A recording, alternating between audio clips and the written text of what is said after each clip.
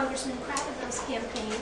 It's getting down to the wire, and staffers at Congressman Frank Kratovil's campaign headquarters are filling every minute with a push to get out the vote. You know, people are still economically struggling, and they want to know that things are going to get better. Frank Kratovil knows the #1 issue this year is the economy. He also knows that every vote in the sprawling 1st Congressional District counts. This is a difficult and at times nasty battle that's picking up where it left off 2 years ago.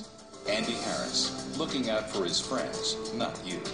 Does a voter have a right to know that the guy that I'm running against has one of the worst environmental records in the state? My view is yes. And it's not the issues that have gained national attention, it's the negativity of the campaign. Fact is, Kratovil, Pelosi, and Obama's liberal stimulus. My opponent loves to pretend that he's running against Nancy Pelosi. He's not. He's running against one of the most independent people in the country.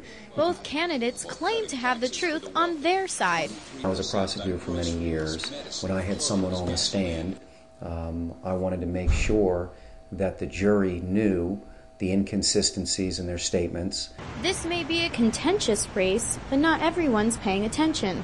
Here in front of the Salisbury post office, I asked residents what they think of Congressman Kratovil. Many were unaware of the 1st congressional race, even though Kratovil's office is less than a block away. Those with opinions backed what the polls are saying. I don't like where Frank Kratovil I don't like his direction in his voting record.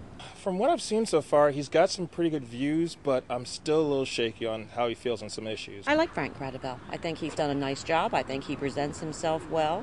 I think he's done pretty much what he said he's going to do. But even Kratovil, the first Democrat to take the 1st district seat in decades, admits he has an uphill battle.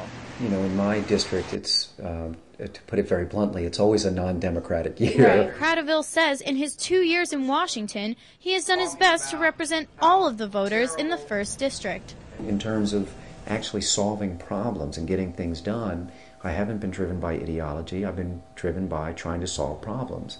Still, the end of this election cycle may bring some relief after long days of campaigning across the Eastern Shore. I think my kids would love me to coach them again, and they've all made those comments at times. Until then, Kratovil will continue making rounds throughout the Eastern Shore, looking for the votes to send him back to Washington.